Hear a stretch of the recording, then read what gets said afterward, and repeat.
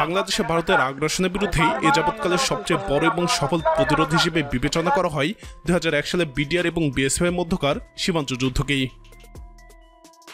যে যুদ্ধে মাত্র কয়েকজন বিডিআর এর হাতে কয়েক ডজন বিএসএফ সদস্য নিহত হয়।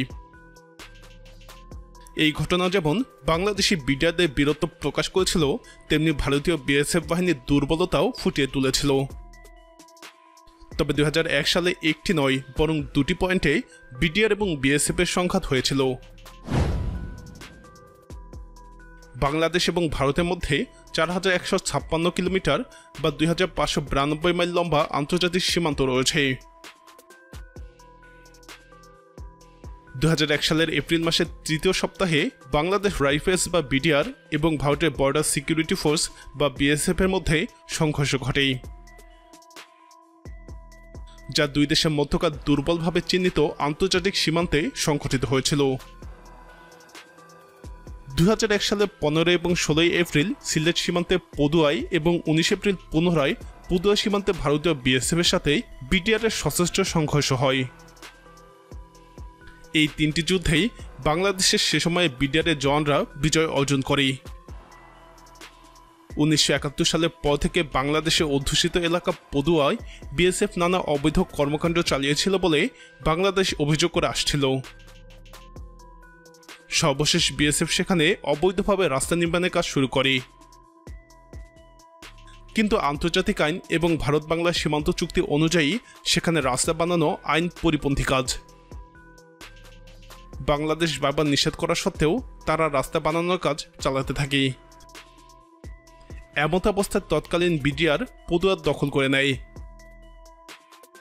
এই ঘটনার 2 দিন পর পদুয়া থেকে 800 কিলোমিটার দূরে বাংলাদেশের সীমান্তে ঢুকে বিডিআরের বড়াইবাড়ি ঘাঁটিতে ভারী অস্ত্রশস্ত্র সহ হামলা চালায় বিএসএফ। কিছুক্ষণ পর বিডিআর পাল্টা আক্রমণ শুরু করলে যুদ্ধ শুরু হয়। প্রায় 2 দিনব্যাপী এই যুদ্ধে 2 বাংলাদেশি বিডিআর সদস্য নিহত হন এবং এর বিপরীতে 16 জন বিএসএফ সদস্য নিহত হয় বলে ঢাকা থেকে জানানো হয়। যদিও বিএসএফ নিহতের প্রকৃত সংখ্যা আরও বেশি বলে কোথাও কোথাও দাবি করা হয়। 2001 সালের 18 এপ্রিল কুড়িগ্রামের রৌমারীতে ভারত এবং বাংলাদেশের মধ্যে মূলত সবথেকে রক্তক্ষয়ী সীমান্ত যুদ্ধ ঘটে। এই যুদ্ধে 18 জন ভারতীয় সীমান্তরক্ষী বাহিনী মারা যায়। কুড়িগ্রামের রৌমারী সীমান্তের গ্রাম বড়াইবাড়িতে এই সংঘর্ষের পর ভারত বাংলাদেশ সম্পর্ক এক কঠিন সংকটের মুখে পড়েছিল। ভোররাত থেকে যুদ্ধ শুরু হয়ে টানা 6 ঘন্টা যুদ্ধ চলার পর ভারতীয় বাহিনী পিছু হটে।